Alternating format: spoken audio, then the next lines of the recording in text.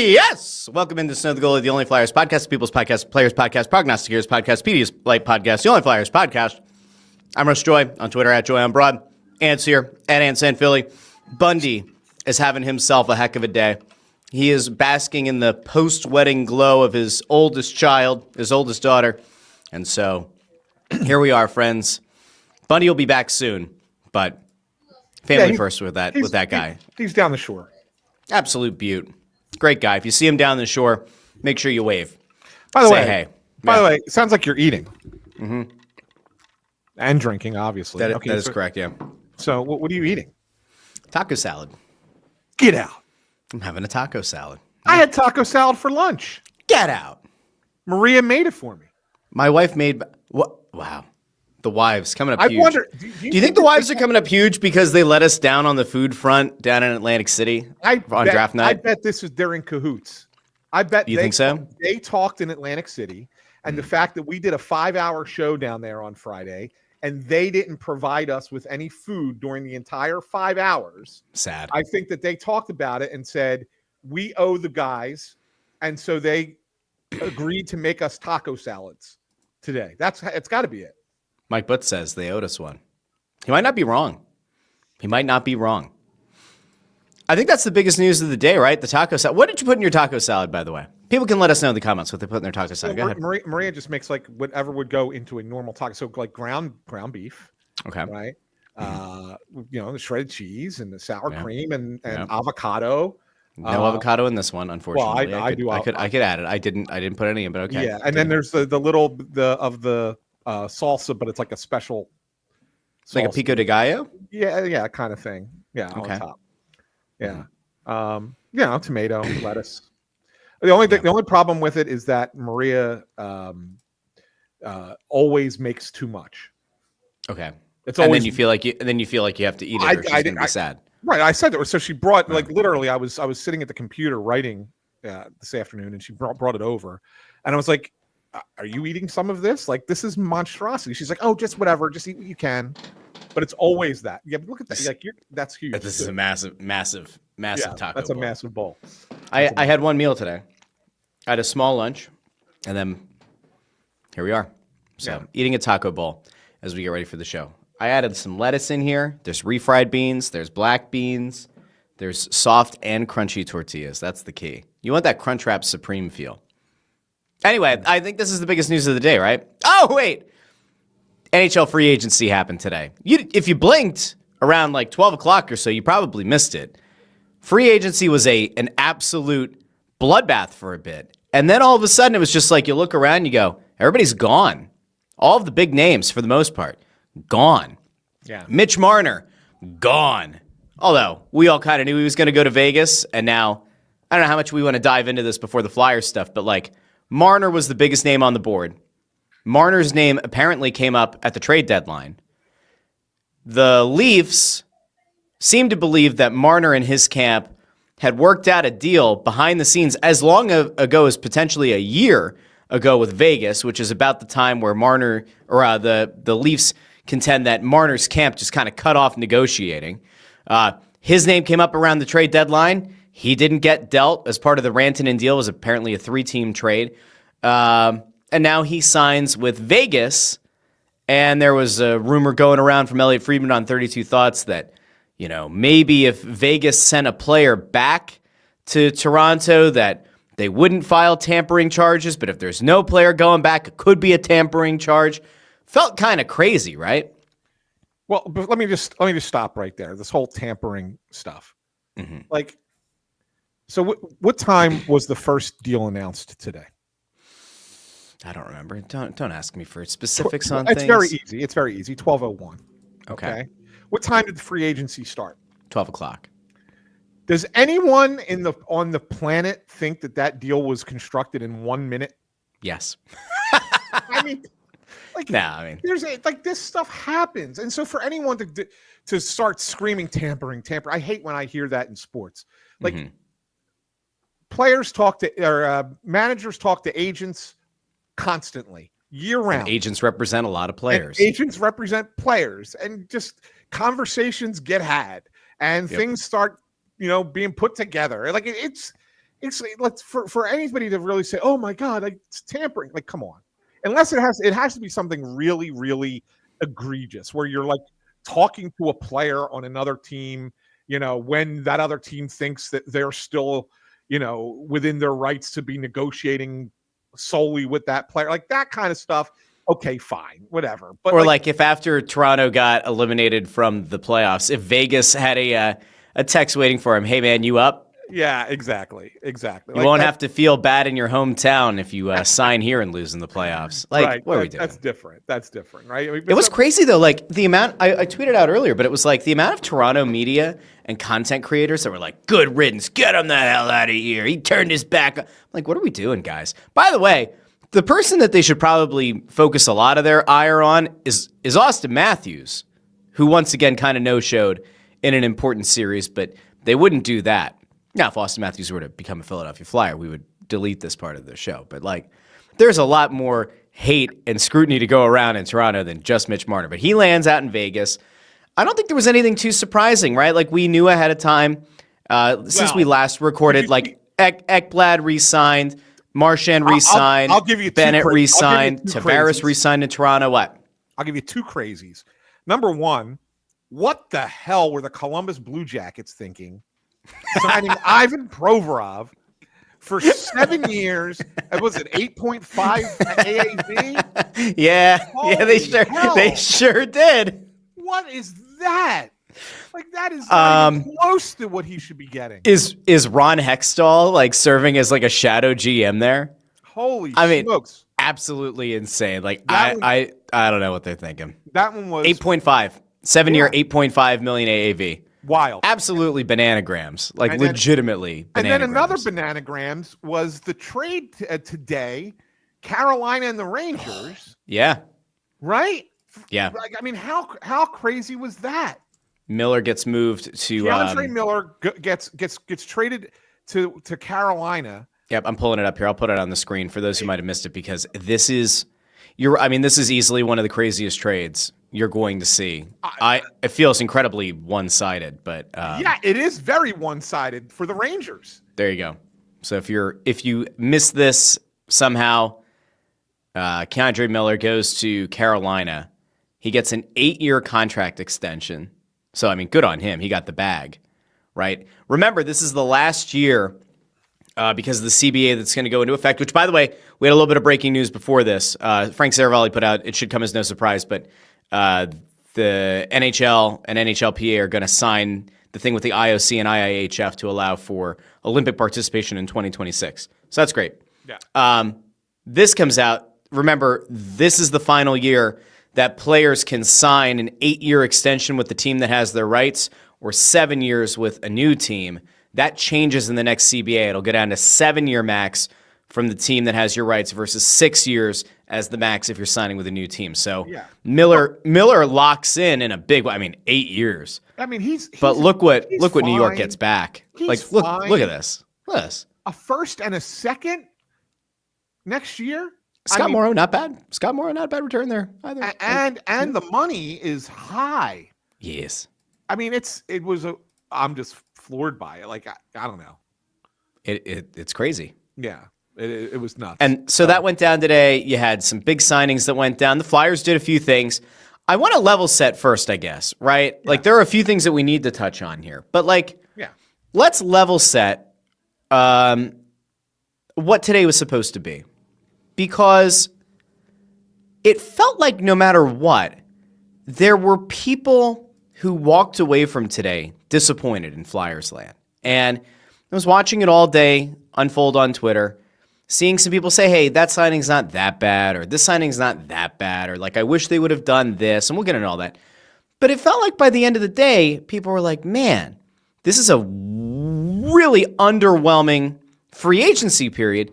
And I did my show it was around 5 o'clock. I dropped a Russ Joy show. Thank you to everybody who joined and who's now here again, by the way. This is the beauty of what we're doing here, man. Like, people in the comment section on that show are now in this comment section, and they'll go from this comment section, and every Monday and Friday, maybe Monday and Thursday, because Phillies don't play a lot of Thursday games, they'll be going over to Fighting Words. It's a beautiful synergy thing we got going on here. Too much joy. Some could say it's too much joy. Some say it's not enough joy. You just never know. We hope that we bring some joy to your day. Yeah. But it felt like a lot of people were like, oh, such a disappointing deadline. And I don't get why. Like, I want to start there. We're going to get into the signings and like what we think they were thinking and, did they meet the needs and everything. I just don't understand what people who are disappointed right now thought this offseason was going to bring. I don't know why people seem to go into this with heightened expectations. They were never going to be in on Marner. We knew that all three of the free agents from Florida were re-signing there. We knew Tavares was staying in Toronto. I don't know what people were expecting. Can you make heads or tails of it? By the way, Brock Besser, whose name came up on the show, he goes back to Vancouver. I think Nikolai Ehlers is still out there, right? Or Ehlers. I always call him Ehlers, but he's still out there. But apparently wants to go. He wants to go to a warm city, right? And apparently one that has cup aspirations, which, in fairness, this Flyers team has, but not this season. Probably not really the next season either, so he doesn't really fit the mold. Why are people disappointed? Well, because I think fans want a team that's going to win, right? And they want to start winning now. They want to start contending now. Fans are impatient. I mean, and deservedly so. I mean, rightfully so, I should say, because the team hasn't been good for so long. Mm-hmm. You do have to kind of give the Flyers their path that they're on here because they kind of told you what it was going to be, right? Mm-hmm. I do think that they're going to be better than they were last year. Doesn't mean they're going to be a playoff team, but I do think they're going to be better. They have a shot at being a playoff team. Things can break their way still in certain ways. The one thing that still stands out to me is because the goalies, the goalie situation is not the greatest.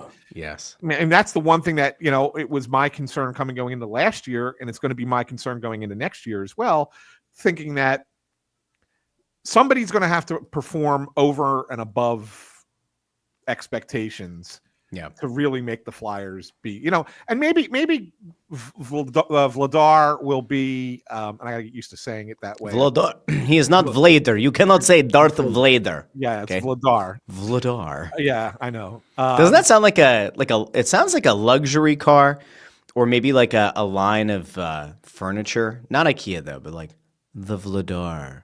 Yeah. Dining set, the Vladar love seat, the Vladar Chaise. Chaise lounge there. No, so I mean, look, Vladar is better than either Fedotov or Kolosov. There's no question about that. So you're upgrading at least the second goalie, but to me, Vladar and Ersson are interchangeable, and maybe that's a good thing. Maybe the Flyers look at it and say Ersson's better when he plays fewer games. The question is, can Vladar, who's never played more than I think 30, 31, whatever it is. He's only eclipsed 30 once or gotten to the 30 once. Can he give you 37 and Ersson give you 45? Yeah. I mean, obviously you can Ersson stay healthy enough? Well, that's what it really hinges on. He needs to be healthy. He needs to feel fresh, and when he is, he's good. But that's the thing. Like, he's not quite a one. So he's always better as a tandem. Maybe it works. We'll see. I mean, but that's the one concern that I have. Yeah. Right. But I do think that when you look at the other moves that he made, let's just start. Christian Dvorak is an upgrade from Ryan Poehling. Mm-hmm. Right. I mean, he is. So that's better. And at the very least, he's an upgrade over whoever would have filled the 4C role. Yes, and if you want to look at it even a different way, do you want to look at it and say Zegras is better than Poehling and Dvorak is better than whoever AHL guy would come up and play fourth line center? So you've automatically made your centers better. You still don't have an elite center, but your four guys down the middle are at least passable now, right? Yeah. And then when you add Juulsen, I mean, he's really just a third pair guy. But the interesting thing probably is number 7. I mean, it feels like he's going to have to play. He's going to have to play the beginning of the season. Yeah, I mean they had Juulsen and Gilbert, and it feels like they're going to battle for that number 7 spot once Risto's back. But the feeling, the operating belief right now is kind of that Risto, good chance he's going to miss the start of the season, or it's going to be very tight. No, I think he's going to miss some of the beginning of the season. I don't think he'll be out as long as Forster, which we'll get to later, but I think that he's still going to miss some time at the beginning of the season. And if that's the case, then you're going to need somebody else to kind of fill in back there. And the reason I say I think Juulsen might end up on the third pair, Russ, is keep in mind that both him and Dvorak were guys who've played for Rick Tocchet before. Mm-hmm. So there's familiarity there. And if you're Rick Tocchet and you're putting your groups together, do you look at it and say, all things being equal, would I trust the guy that I've coached before over a guy that I've never coached before? Yep. And I say yes. And so I think that he maybe gets a leg up on whoever wins that 6th D battle. I think Juulsen's got a shot more so than anybody else. So all around in those areas, they're not huge improvements, but they're certainly marginal improvements. And so therefore, I think the Flyers are a better team today than they were in April with the additions that they've made. So, it is what it is. But I'm a noted homer, right? Like, I never say anything remotely critical of this team, organization, or their decision making. As we all know, I have been nothing but a flag waver and a water carrier for this organization for the last 7 years we've done this show. Yeah, not even remotely close. These signings are fine. They're exactly what I think most people who are logical and who have been listening to us or have been listening to anybody else who kind of follows the same line of thinking as us have been saying for months. Rob Greeley over on YouTube asks this question: Christian Dvorak 5.1 or 5.4 for $1 million, is it pricey? The answer is yes, but there's also that report floating around today that he might have been looking for $2.5 to $3.5 million on a 2-year deal. He took more money up front to do this one season with the Flyers. Remember, when the initial tweet came out, it was Kevin Weeks. He said $4.5 million. Everybody went, ah! And then he said, sorry, it was actually backwards. It's 5.4. And they went, ah! And you go, all right, if he's your 4C, right? Because you would hope that, like, Cates is going to be your 3C, right? Zegras is probably going to be your 1 or 2. Couturier is going to be your 1 or 2. If Couturier doesn't bounce back as well, maybe he's your 3C, whatever. But those are your top 3. Now, could Dvorak potentially be a 3C from time to time? Sure. Could Dvorak play out on the left wing if Lushenko rocks your socks again? Like, if Lushenko shows up at camp, just looks like he belongs, and they give him a look, maybe. But if nothing else, Dvorak gives you a little bit of flexibility there, and he also probably does reduce some of that pressure, like fan pressure. If you hadn't addressed center, would then be, well, Lushenko has to make the team, or he's a total flop, a waste of a pick, and we need to send him into the sun. Because you know that there would have been a big portion of this fan base that would have felt like that. To me, like, Dvorak gives you a solid guy up the middle, positional flexibility, and happens to remove just a little bit of pressure off of last year's first-round pick. Yeah, no, and not only that, Russ, and it's a 1-year deal. It's a 1-year deal. That's Who cares? the most important thing, right? Yeah. So it's a 1-year deal. It gives the Flyers option. It's a lot of options. We say, what are those options? Well, let's play out a couple of different scenarios, or 3 different scenarios. First scenario is Flyers are surprisingly good. Like, they're a playoff team. Christian Dvorak's producing. He's helping this team win. And you look at it and go, great, good on him for betting on himself. Maybe they re-sign him and bring him back, and he's part of what you're doing going forward. Awesome. Yep. Let's say Christian Dvorak's playing great, but the team is not a playoff team. Well, then what do? You flip him at the deadline for another asset, right? Bingo. There you go. And the third option is Christian Dvorak disappoints. He's terrible. The team's no good. Well, you get off the contract after 1 year. Yeah. Right. Or the team's good and he still stinks. Either way, you're off the contract in a year. Yeah, right. And so that's the thing. And so if it was a multi-year deal, then I think we can complain. You would complain about it, and I would complain about it as well. But the fact that it's a 1-year deal, it really doesn't matter. And the only other thing that people say, well, you could have used some of that money for something else. The thing I want to remind everyone is that the remaining cap space that they have, the majority of it is going to Cam York. Yes. On his new deal, right? So even if, let's say, you didn't spend $5.4 million on a 4th line center, you spent 3.3, let's just say. So you had an extra $2 million to play with.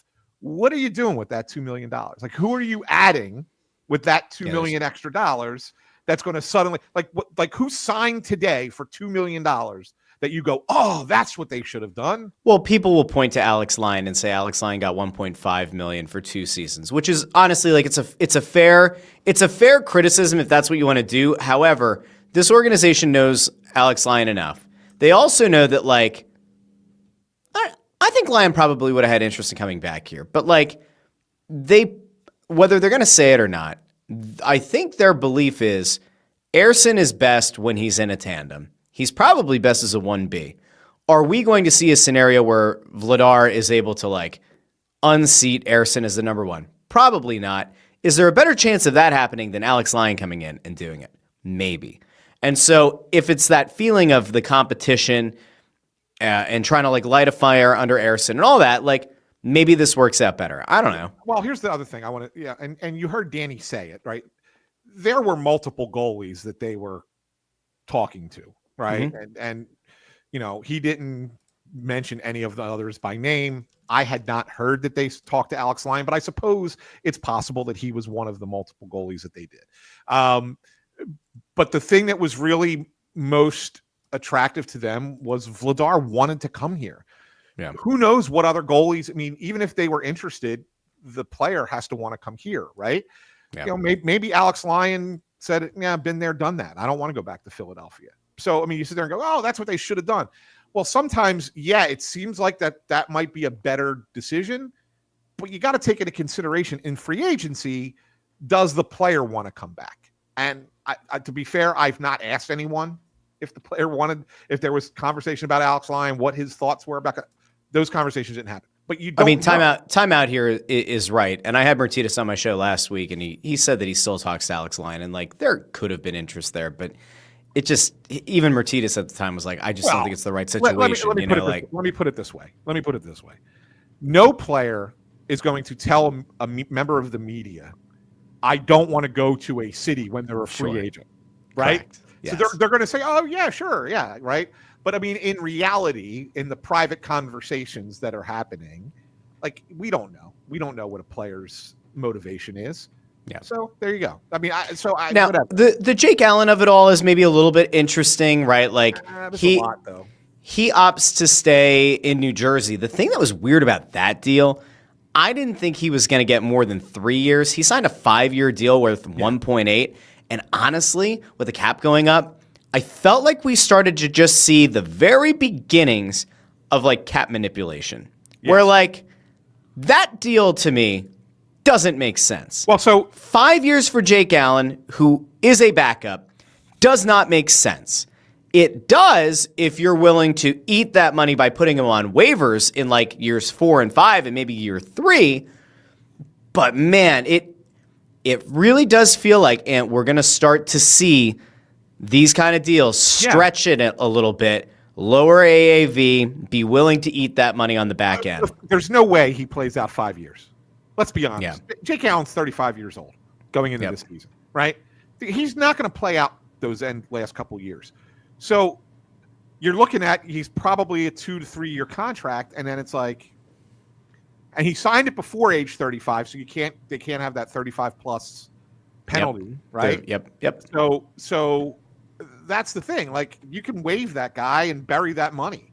Like, all right, we're going to waive him. He's going to go to the minors, whatever. You only get hit with a small penalty, whatever. Yeah. With the cap going up astronomically, what are you worried about? Or you buy it out and you're paying $900,000 a year once you have salary caps that are $125, $130 million. It's nothing. Yeah. It's peanuts. So you're right. Sean C makes a pretty interesting point here about Marchand getting 6 years at 37. Like, that's also the price, though, in fairness, of like trying to go for that 3-peat and have the dynasty. Like, you're willing to kind of accept that the end of that contract might stink, but keeping him is worth it. While we're on the cap really quick, I saw Rory send over a super chat. I saw we had another one before, too. I'll have to make sure that we bring that one up as well. Yeah. Rory, thank you for the super chat, says, could Ellis's contract, $6.25 million, be traded to San Jose to get to the cap floor? Around $9 million, I think, is where they're at from getting there. Also, what's any idea of York's AAV from his qualifying offer? Let's take the first part of that first. Could you see a team like San Jose that needs to get to the cap floor trading for the Ryan Ellis contract? I mean, anything's always possible, right? I don't think San Jose will take that contract yet. I think you're probably still another year away. So in other words, the reason the Flyers were able to get away with trading that Pronger contract to Arizona at the time was because everyone knew Arizona was never going to be spending anywhere close to the cap. They were just a at the floor kind of team, and that's how they were operating. San Jose has designs on being a good team in the next couple of years. Why would you take on a dead contract on your roster and have to carry it like that? I don't see that. I think it's a different scenario these days. It's so I mean, while it's possible, I don't think so. As for York, it's going to be curious to see what he really ends up getting. I think he's probably going to get in the neighborhood of 5. Somewhere in that range is probably what he's going to get. I mean, you look at what they have left to spend, right? The Flyers, I think right now it's about 4.6. No, I think they're a little bit more than that in space because I think it was Puckpedia had them at 4.6. Yeah, I think that I missed Cap Friendly. That would have been nice. Cap Friendly. Thanks, Caps. Yeah. I'm pretty sure that they're closer to 7 total. Puckpedia has the Flyers at 4.62 million in cap space. Yeah. I'm telling you that I'm pretty sure that they're closer to 7. I trust Puckpedia. I'm telling you that I trust them.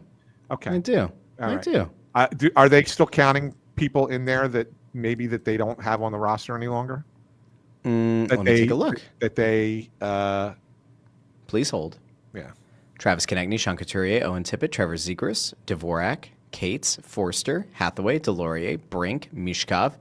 They have Rodrigo Abels on the team at 800K. Yeah. Sanheim, Risto, Sealer. Have they sent Fedotov down? Hold on. Drysdale, Zamula, Andre, Juulsen, Gilbert. They don't have the York money factored in there. And then they have Vladar, Fedotov, and Ersson. Yeah. So Fedotov's going to end up in the AHL. That's $3.2 million right there. So now add that on. Now where are you at? 7. Okay. So the Flyers are around 7 I thought that million. money is going to still count against the cap, even if he gets through waivers. Well, part of it does, but only part. That's why I said it's close to 7. It's not quite 7. You know, the whole thing does not count. So okay. So he's going to get, but the point is York's going to get about 5, right? So you're probably still just $1.5 million under the cap at that point. That's a good spot to kind of operate really during the year. So that's kind of where they're going to be. You couldn't really do much of anything else. There you go. Andrew Fawcett has it, and so does Flyers Guru. 1.1 million. Okay, 1.1 I think million Flyers comes off Guru the saying cap. 800,000. Okay. Whatever. See Timpo here too. Okay. Yeah, it's somewhere in that range. I think our Hexall 87 is right though. Get rid of the salary cap. Totally agree. So if that's the case, so you're looking at like 5.7. So okay, like that's the Cam York money. And maybe a little bit left over for Shabanov. The thing that's interesting is they don't seem to want to put Ellis on LTIR. They don't seem to want to put at least not at the beginning of the year they don't. And they also seems like they also don't want to do that with like a Risto to start the year. And it seems like the reason for that is largely another one of those cap maneuvers. But if you don't put a player on LTIR, you're essentially accruing some cap savings and cap space. And that when the trade deadline comes around, maybe you're able to eat a not so great deal for an asset. What's that smile? Why are you smiling? It's a text message. It has nothing to do with what you're saying. So put your phone down and pay attention to the people. It has some. It's hockey related, so I don't know. Is it? It is. But is it? Yeah. I said 8:30 was going to be our out, and we're not even close. Not even close. And now you're looking at your phone. I'm listening to you. This is what I deal with. This is it. Okay. Let's move off of the cap. So Cam York, bless his heart. He'll get a deal. He'll get a deal. I did see a question though. Could the Flyers look to swap RFAs? Like, could they swap York for Bo Byram? I don't think that's in the cards, but I guess in theory they could. I don't think that I don't think the Flyers are gonna be involved with Byram because of what that contract is going to end up being, and trying to offer sheet in RFA, we've talked about this before, like it has to be the right player for them to do it. They're not going to do it going into 26 because of the potential lottery ticket of Gavin McKenna. If you don't make the playoffs and you finish in the top 11, you have a shot, albeit a small one, but you have a shot at Gavin McKenna next year. So they're not going to give up that first round pick. Correct. Okay. So we got those out of the way. We got the free agent signings out of the way. Yes, we did. We have one other thing that we have to talk about. Yeah. On this show, June 24th, we were on this program, this here program. Now, I went on quite a heated rant on the Russ Joy Show, wherever you can get your podcasts and on YouTube. And I saw that as soon as we went live, longtime listener of the show, Brian Knowlton, threw a comment in the comment section that said, "I'm here for another Russ rant." I don't have it in me to give you another Russ rant. I've already gotten it out of my system, okay? I don't have it. But I noticed that once again, there are people that for whatever reason, it's because I discredited somebody's bullshit report. This is my 30, there they go. Summerman. Damn it. Yeah, 39-minute mark. Yeah. On this show, on the 24th, we were talking about the fact that there was going to be some news coming. Now, we knew at that point that Tyson Forster had an injury. We knew that. We didn't know the extent of the injury. We didn't know specifically what the injury was. This was sourced info. This was not the person DMing people on Twitter, because I saw that going around today. I can't tell you. Let me just say up front. What? How many people DM'd me that I did not answer with this injury? So it was obviously out there in the world, even though no reporters reported it. It was certainly out there in the world. Yeah. And I put out to you a few days ago, I was like, listen, it's circulating.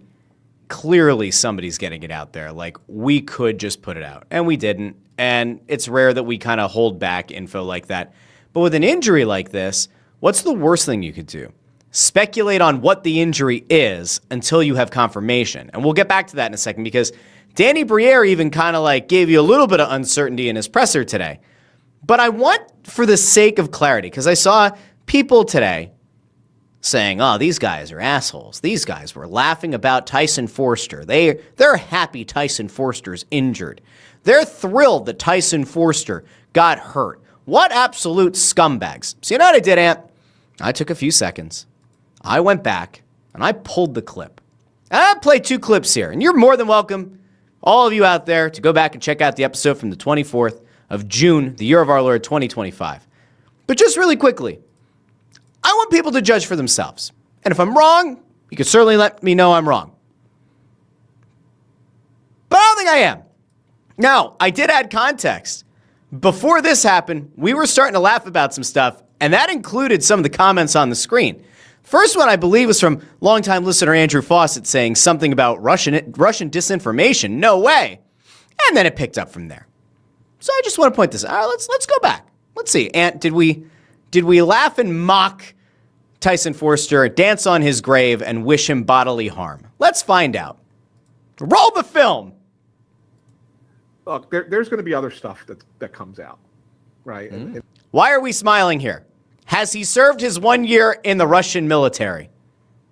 Okay. In the next week. Shabanov, Zegras, Mishkov, Hart. We get a change in. Okay. People are going to be surprised by. Let's just put it that way, right? I mean, we've now changed because it's realized what that information is. Okay, we continue. We can't really say anything, but bookmark it. Bookmark the 39-minute mark of this show. Yeah, sounds like something somebody would say if they're trying to dance on the grave of a current player who's injured. Bookmark the time. Okay. That there's something. We'll come back next week. Yeah, we'll talk next week. We'll talk about next week that you'll be like, Ant, does that sound like somebody who's thrilled about the news? Not at all. Interesting. All right, well, we're going to keep going. And I know everybody's like, Ant, talk. Ant. This came about 3 minutes later, by the way. Talk, tell us what you know. Trust me, I will. It involves current. Be careful. Flyers. That's all I got to say. It has nothing to do with the trade. Has nothing to do with the draft. Mm-hmm. Just when it happens, it happens. You'll know. Things might make sense. You absolute rat bastard. I can't believe you smiled and you mocked and you dehumanized an injured player. You know what, for that, Ant? I'm going to give you the boot. All right, everybody. We just have to keep going. We're going to keep on keeping on. I mean, like, what are we doing here? I know. What are we doing? Well, and my favorite part of the whole thing was I said, we'll talk about it next week.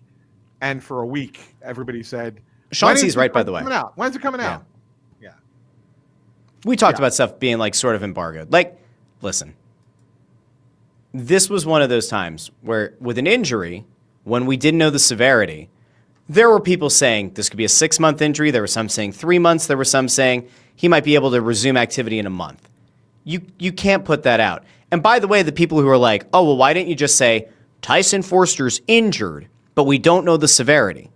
Because guys get hurt a lot. And in the course of a season, guys get hurt a lot. Guys get injured. You don't report on every injury that happens to a player. If you did, here's every episode would be filled with an injury update. Yeah, here's one thing I would say, though. I think if the season was going... First of all, I'll say this.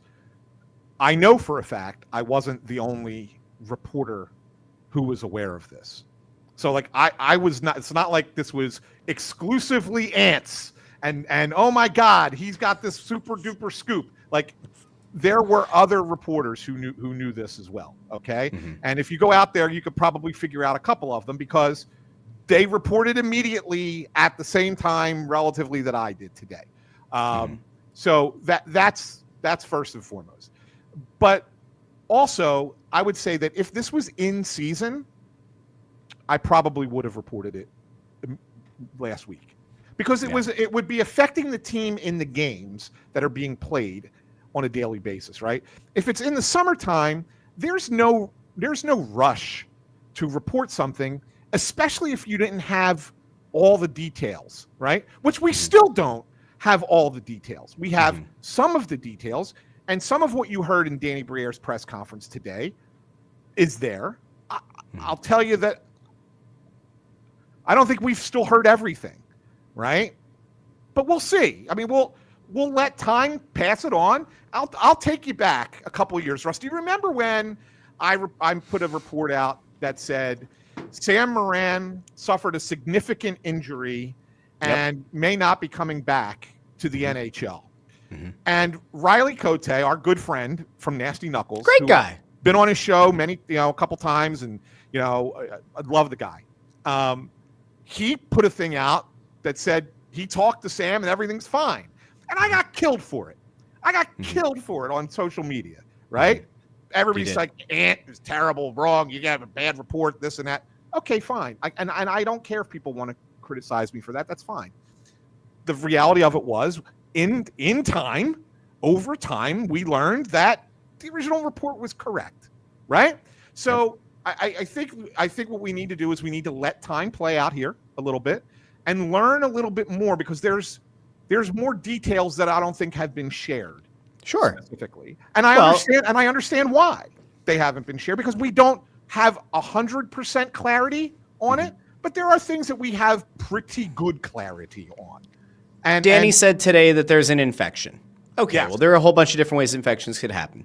Could he have suffered an injury to his bicep or his tricep? Yes. Could that have eventually gotten infected? Sure. Could there have been a surgery that we don't know about and there was a complication, there was infection? Maybe. Who knows? We don't know. We're not going to speculate on it. But there are a whole bunch of ways that this kind of thing could happen. Could he have ended up with, Danny said there was an injury at Worlds. Could he have had something like some kind of inflammation that ultimately got infected? Could that have spread its way up his arm? A lot of different things could happen. Could that have also led to tenderness or to some other kind of issue? Maybe you're working out or whatever and you exacerbate the injury or something's weakened. There's so many things we don't know yet. And so it's just there's this immediate need for people to then just kind of jump all over it. And so he's out. And that sucks because Danny runs into these things a couple of times. It happens every once in a while. English isn't his first language. He speaks very good English, but it's not his first language. And sometimes in the midst of that internal translating, he'll say something that I don't think he means, or he'll get tripped up on something. And in this case, it was it might have been you asking or somebody. about the replacement. Could there have been a replacement? He said, well, I don't think he's going to be out the whole year. Well, I hope he's not out the whole year. And you're like, well, of course. But like, there has been no indication, even from back channels, that it's going to be the whole year. It could be a few months of the season. It could also be he's back by the end of camp. There's a wide variance here, which is why we didn't come on the show on the 24th and say, he's hurt. We didn't know how bad. And in fairness, even after Danny's presser today, he didn't say, this is how it happened, this is where it happened, this is the original injury, this is how the infection happened. We don't also expect him to do that. But there's a lot of nuance. And some people just like to kind of run onto it. And I see this person's been commenting, so I'll shout them out quick. Sir5059 says, Ant touted it like with some big news. Still waiting for the aha moves that were going to lead the news. I'll give one to you. There were names that we talked about on this show. There were wingers that we talked about on this show. There were some things going around in the background. Could the Flyers potentially target this wing, that wing? One re-signed with his team. Another one's out on the market. There was one that we saw floating around today in Corey Perry. His name floated around. And we said that the aha moments were going to be, if the Flyers had signed one of these guys, you'd been like, why the hell did they do that?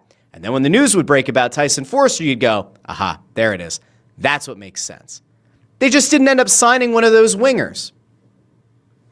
I think Brandon's comment here is prescient.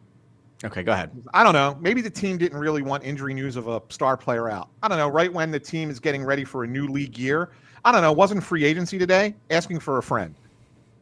I mean, there's a lot of things to that, right? I mean, there's a lot of things that come into play here, in varying degrees. And look, the Corey Perry thing, again, I first of all, I knew about it. Couldn't say it. If you read my story yesterday, I kind of just threw a thing in there that said, are they possibly looking at a winger, a scoring winger. I don't know if they'll get it done, but heard today that there's a conversation of that. And then wake up this morning and Elliot Friedman has, Flyers are interested in Corey Perry. Obviously, Perry signs with the Los Angeles Kings. The reason they were interested in Corey Perry was as a fill-in for Tyson Foerster. Like there were things that were kind of connected here, and people kept asking, like people were asking me yesterday on Twitter, a surprise move? Like, is that what you were talking about last week? It's like, well, no, but they might be connected, right? I mean, and that's kind of what it was. Look, you could criticize all you want. Anybody can criticize me at any time. I will never. That's fine. You can complain all you want. You can say I suck all you want. It's not going to change, right? Nothing's going to change. I'm going to continue to do the job the way I do it. And that's all there is to it. Mortar Partone says, it screams insecurity. If you're big league, don't act like this. Who are you trying to convince? Let's talk hockey. I have this real bad habit, okay? My bad habit is when I see people going after Ant, or God forbid they ever go after Bundy, which is a really bad idea. I have a propensity for standing up on behalf of and throwing gasoline on a fire and going after people. See, like there are people on Twitter who, when you interact with them, they just fold or they mute or they block. I don't do that. I'll find you. I'll take out the flamethrower and I will douse your timeline in gasoline. I'll light the fuse and I will flamethrow you right back. There was a guy who tried to misrepresent what we said on the show last week. And I said, all right, give me the proof. He couldn't provide it. He sent me 5 screenshots of captions from our show. Couldn't prove the thing that he said. There's a lot of misinformation that goes around. I like to meet it head on. I think it's better that way. And Russ does. We're just a couple Russ will meet it head on. Angry Italians. I don't care. I really don't care what people say. Yeah. But another thing that I think is worth bringing up at this point, because you talk about this injury to Tyson Foerster, and he's going to miss time, is the names that Danny brought up when I asked him about this today at the press conference, as who could potentially replace him, since they didn't go out and get somebody in free agency. Like, who would they potentially put in those spots? And the first two names he mentioned were Alex Bump and Porter Martone. Ha-ha! Now, I'll tell you, Alex Bump didn't surprise me one little bit, right? No. I think Alex, I thought all along that they looked at Alex Bump as a guy who was a real shot to make this team. Mm-hmm. But I'll tell you that I was a little bit surprised at his answer about Martone, because I kind of thought that he might.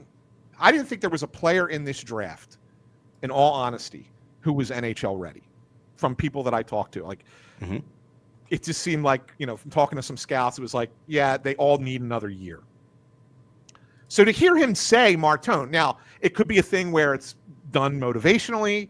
Let's see what this kid does. If he thinks he's, comes in and is trying to wow us and whatever, maybe he comes in and blows us away and we give him a spot. Maybe it's one of those things like they did with Luchenko last year, where it's like, hey, you're going to have a great camp and we're going to reward you with a few games and then you'll go back. Right. I mean, so there's a lot of different paths that can go, but the fact that he mentioned Martone in that was a little bit of an aha for me. Like, because I didn't necessarily think that was a path that they would consider going down. So I think that that's a really interesting thing.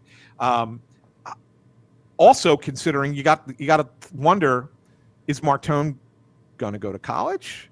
Is he not going to go to college hockey? There's a lot of talk about him. Intern Andrew's going to be really bummed out if Porter Martone isn't playing at Penn State. Along with Gavin McKenna, who, if half of Flyers Twitter is to be believed, the Flyers are going to be in on McKenna in the lottery. I don't know. Yeah. I don't know. Anyway, I thought that those were really interesting answers. And I still think ultimately it's going to be Bump who gets more time at the NHL level. But for sure, I'm now interested to watch that quote unquote competition for that spot. Yeah. Well, and it's a good sign, if nothing else. Like, Martone's going to come into camp. People are going to be excited the same way they were in some way for Mishkov, right? And the nice thing is that with a lot of these centers, you were talking about 2-3 years at the soonest. And with Martone, it was probably 1 year of college, and then 26, 27, he'll have a legit chance to make the team. If he does everything the right way, he can bring immediate size. Yeah, he's young. Yeah, he hasn't filled out the frame yet. Sure, he's not going to be the same size that he'll be at like 25 or 26. But if he impresses you in camp, they are in a position, once again, where like they don't have to win. There are no expectations for them to actually contend or compete. They could give him, correct me if I'm wrong, they could still give him that 8-game look at the start of the season, and then he could go play in college, correct? It's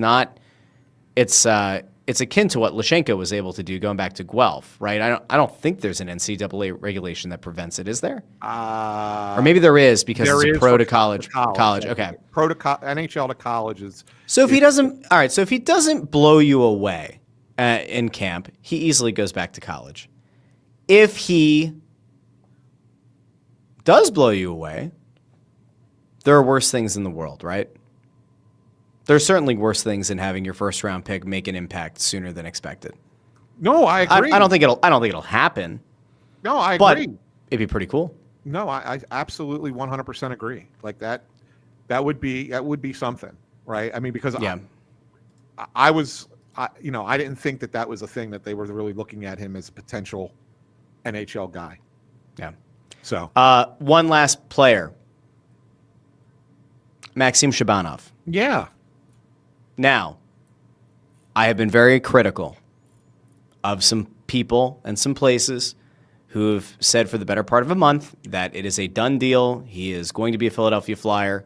Some said almost a month ago that Danny sealed the deal and that it's done. Well, Danny Briere came out today and at this press conference addressed the Maxim Shabanov rumors and was about as transparent as can be. Said that they've been talking to his camp almost daily. They believe they are one of a few teams that he's considering. They hope that he ultimately chooses the Flyers. I don't know about you. That doesn't sound to me like Shabanov has agreed to being a Flyer yet. He still could. But there were people who would have led you to believe a month ago, done deal. It seems like the Rangers might be in, the Islanders might be in. We've heard the Penguins in the past. We heard Vegas in the past. There are other teams that have been in or around him since I think the rumor first circulated in February that he could potentially look to make a move, a less lucrative financial move, having to take an ELC with bonus money versus what he could make in the KHL. Do you get the feeling right now that this is like on the precipice of happening? Like it's going to happen in the next 10 minutes? Or will this drag on to July 2nd? Could we be going to 4th of July cookouts and he's still not signed? I honestly thought it would happen today. I was kind of under the impression it was going to happen today. Sounds like it's getting bumped to tomorrow. The final decision. I'm still on the side of this is going to be, he's going to sign with the Flyers. When I look at the teams, the 4 teams that are considered to be the finalists at this point, which are the Rangers, the Islanders, the Utah Mammoth, and the Flyers, I think that the Flyers offer the best opportunity at the playing time required to hit the bonuses to get that bonus money, right? So let's look at it from this perspective, okay? So every team has to offer him the same contract, 1 year, $950,000, right? That's what it's. Yep. That's what it is. That's the ELC for an RFA at his age. You can have bonus money on top of that, okay? And look, it's not going to be absurd bonus money difference between the teams, but you're still going to have to hit certain parameters to get that money, right? In order to do that, you're going to need the opportunity and the playing time. And I look at the 4 teams that are considered the quote unquote finalists, and I think that the team that offers the most opportunity for that is the Flyers for Maxim Shabanov. And so I think ultimately it will be here. I look at it this way. I think the agency is trying to, build up a little bit for their client, create a little competition between teams, send out different signals to people. Like those things happen all the time. If I'm wrong, I'm wrong.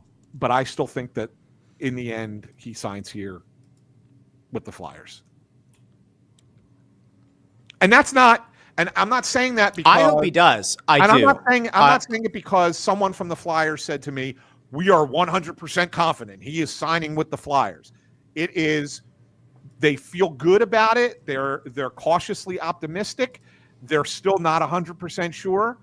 But then I talk to a couple other people and say, okay, yeah, putting this together, puzzling this together, that makes the most sense.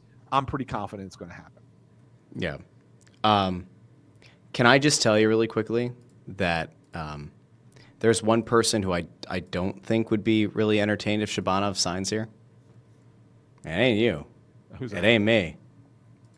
Kevin Kurz. Kevin tweeted this. I said to him the other day, I was like, dude, Shabanov is going to become your new Kolosov. And he goes, what? I'm going to be right about him too? And I was like, all right, touche. Kevin tweeted this out right after we went live. Signing a 5'8", 156-pound winger that will turn 25 in October and has never played in North America still seems like a virtual waste of time to me. But I suppose if Forster's going to miss some time, it's worth a shot. Find somebody who feels the passion that Kevin Kurz does toward Shabanov without ever having met the player. Yeah. Find somebody who has that kind of passion for you, and you will never live a sad day in your life. You know? By the way, I saw in the comments, do we think Mishkov has talked to Shabanov? Sure. Do we think Zamula has talked to Shabanov? Sure. I mean, listen, the sleuths about a month ago found that Mishkov and Zamula and Shabanov were all following each other. And that's when people started trying to, do the, what was the name of the character that Charlie does on It's Always Sunny, where he's, standing at the board? Is it Pepe? Pepe something? I should know. You know what I'm talking about, where he's got, the pegboard? And he's doing the conspiracy. Yeah, but I don't remember the character. Oh, somebody's going to get it in the comments, almost instantly. Somebody has to know. But I don't know, man. He might come here. I don't know. If he wants to win immediately, it won't be here. I think Pepe Sylvia. Yeah, that's it. Yeah. Sean C wins. We'll see. I would love for Shabanov to end up here. The fun that we would have covering a team that has Zegras making some head turning plays and Mishkov, of course, and then also Shabanov, it'd be a lot of fun. And we have covered some very boring and bad teams. Yep. Some have been boring, some have been bad, some have been both.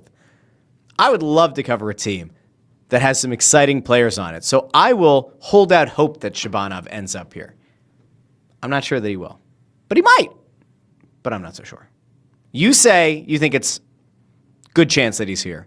I still think so. I still think so. Yeah. Okay. All right, we'll see. By the way, Steve, I was bitching to my wife today that I need to get a haircut. I was bitching to her today, and now the Phillies have a doubleheader tomorrow. And so now I got to. Why do you need a haircut? Why? It's too long. It's hot. It drives me crazy. It drives me crazy. It's hot. When I say it's too long, right? And I got a big old bald spot up here. Yeah, I'm trying to wonder how it's hot. How is it hot? It's hot. It bothers me. It bothers me in the summer. I get so annoyed when I'm outside and I don't have like a mostly shaved head. But my wife hates it. She hates the shaved head. I do too. I think this looks better on you. Come on, you guys are both ridiculous. I think this looks better on you. You're both ridiculous. The comments can let us know. All right, listen. We said we were going to be out of here at 8:30. It's 8:56. I think we need to go. Like I would like to go spend time with my wife. I'm sure that you would too. Complaining about it? Well, no, I told her. I said, listen. I asked her to mute the TV. Like I said, listen. I'm going to go 8 to 8:30, and I'll be up. And she's like, yeah. I was like, no. Like it's going to be 8:30. She's like, It's been 7 years. She knows. Look at this, by the way. R. Hextall says, I agree. Don't shave it. Greg says, Ant looks good now. Tim Tobin wants you to buzz it. Amadeo wants you to take his hair. He's got long, luscious locks. You know, there's a photo that exists of me, and Russ, you've seen it because it used to be in our Slack chat when I had that mullet wig. That was a look. All right, yeah. and then I did. It was during COVID that I took that photo. I actually grew my beard out, and then I shaved to go to the Tiger King look with the Fu Manchu, right, and the long sideburns. So I did that with the mullet wig, and everybody loved it. It was hysterical. So, by the way, we have to pour one out on our way out. Yeah, because Hockey News Hub, who was at the forefront of a lot of the Mishkov news, and I think the Kolosov news too, and has been like a pretty damn valuable person when it comes to like passing along the reports out of Russia, has now announced that he's leaving Twitter. He's leaving X. Says it's time. Thank you for those who have followed me followed me over the years. Not the end for me. I'll be on my Patreon. So all the best to Hockey News Hub, who I did confirm as a guy. I said on my show, I was like, I don't want to assume. Could be a lady. Could be non-binary. Like, I don't know. And then Hockey News Hub DM'd me and said, I am a guy. I can confirm that. And I was like, thank you, Hockey News Hub. I feel bad. And I don't know why he's decided to just bail. Well, I guess I can figure out why he decided. Shabanov. It's probably because nobody will shut the hell up about Shabanov. You just got to just ignore it. Ignore people. You know, if you want to have fun and be playful and playfully go back and forth at people and spar, go ahead, have fun. I do that sometimes. Like, right? Mm-hmm. I spar with people. If you actually saw my face as I was doing it, I'm usually sitting there laughing as I'm typing these things into the to respond to people. It's fun. Like I don't take anything personally. I don't take anything seriously. And if anybody thinks that I do, well, sorry about you. Yeah. Except for Evan Atkins, who I can't stand. He triggers me. That guy. I'm gonna let him back in the comments. Never. Yep. As soon as I see him, he's gone. Nope. I'm going to remove your privilege to boot people from the chat. It's the only one. It's the only one. And the reason I do it is really not personal. It's because I think that he spams the chat and ruins the conversation for all of our good fans who are in here commenting on YouTube at the same time because he has 8 bazillion comments and it drives people crazy. I've heard from people about it. So many people are telling me this, saying, "What a horrible guy! He's a chat spammer." All right, anyway, we got to go. Yeah, Tony Louie, love this guy. What? We were having a debate the other night, but it was good. It was fun. Tony Louie, absolutely fun. There you go. Yeah. Sean C's right. Is Evan Adkins Ford in disguise? I don't think so. I don't think so either. I don't think so. I don't think so. I think they're a little bit different. So we will be back next week. We are in the process of trying to figure something out this week, but it won't be live. But it's going to be stuff that you'll want to check out, assuming we can actually like get it done this week. It'll definitely guarantee that there will be an episode of Snow the Goalie every week this summer if we execute it the way that we kind of plan on. So there we are. Keep your eyes peeled. It'll be a lot of fun. We also, I know that I said this all last summer and then didn't do it. Now we have video guy Amadeo. So we're going to be uploading a lot of the old interviews. So there's an old Travis Konechny interview, an Alain Vigneault. There's a Scott Gordon interview. There's a ton. We have a lot. Bobby Clark. That's the one where he kept going, just going to get a bunch of guys together and drink a couple of beers, drink beers, smack a guy on the ass, go fishing, have a beer. I don't think he said smack a guy on the ass. Yes, he did. Yes, he did. 100% he did. Are you kidding? You think I'm going to besmirch Bob Clark's name by saying, smacking, maybe he said pat a guy on the ass. Smack and pat. I mean, it's a different level of, ferocity that you're fair. Yeah. But anyway. Oh, there was a super chat. You forgot. Andrew Fawcett super chat. Oh, you're right. Right off the top. Hold on. Let's go back to Andrew Fawcett. Sorry. Wow. That's a lot of comments back. Hold on. Wow. Hold on. There were a lot of comments. There were a lot of people who joined the show. He asked, can you assume tampering started at the trade deadline? Yeah. I mean, in a lot of ways, I would say that you're probably starting to have some kind. You learn a lot of things at the trade deadline about where teams are with players. Yeah. And so then maybe you start asking some questions of agents. Yeah. When you talk to them and say, what are you thinking about? Those conversations happen nonstop. It's nonstop. Yeah.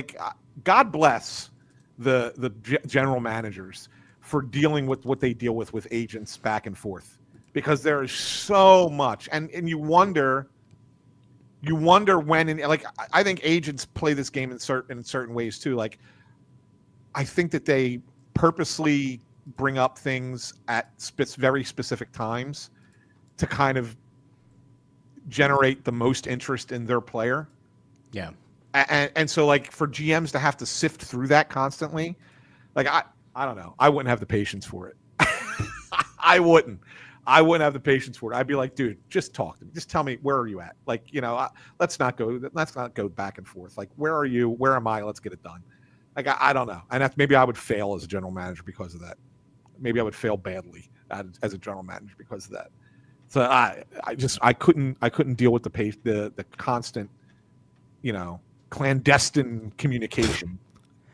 By the way, people were asking in the comments about when the draft is going to happen, or not the draft, the schedule drop. Schedule drop is going to happen. Do you have any insight there? It's usually right after free agency. I don't have an exact date. I haven't seen one. Maybe it's out there. If it is, I haven't seen it. But it's usually sometime in the next week or so. Okay. Yeah.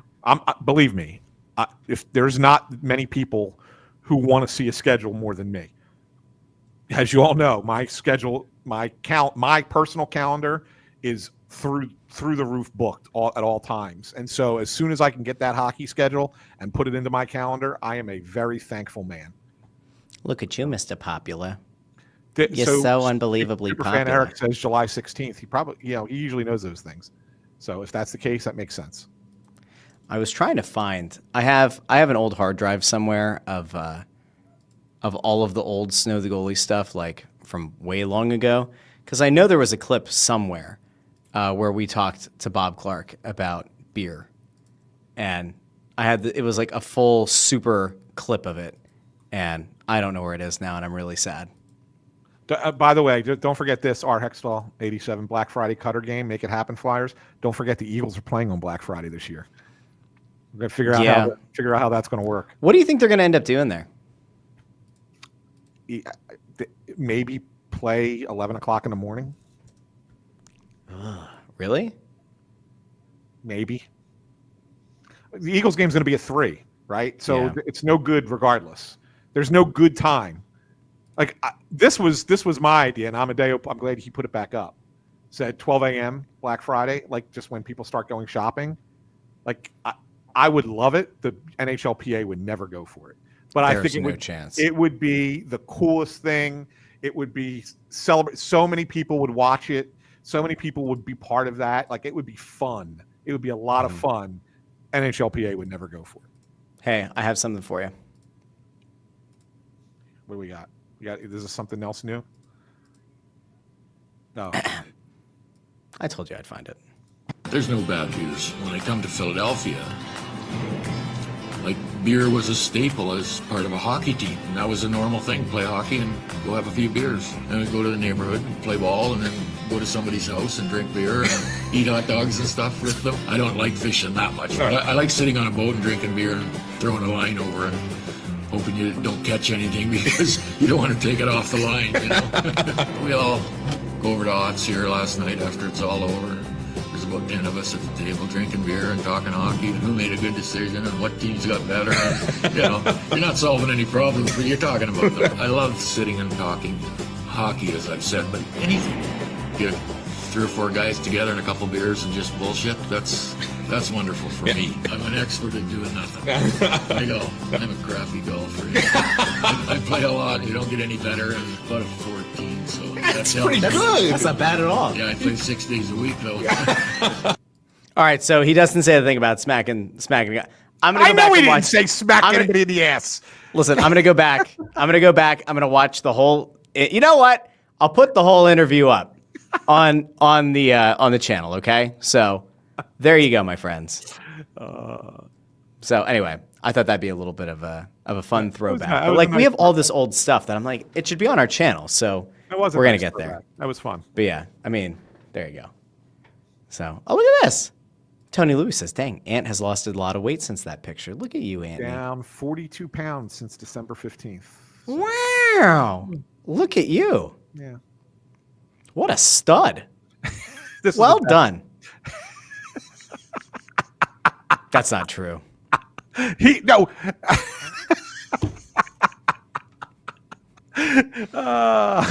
That's hurtful. That's hurtful. That is so good. Oh, by the way, where's it at? Here we go. Tom Allen, Dale Weiss, next up. Yeah. There's a Dale Weiss interview out there in the ether. So anyway. All right. We'll be back next week. Bundy will be back with us. Keep your eyes peeled. And if you can, like the video, share the video, subscribe. Liking the video seriously does help. It helps a lot. It helps people find the show.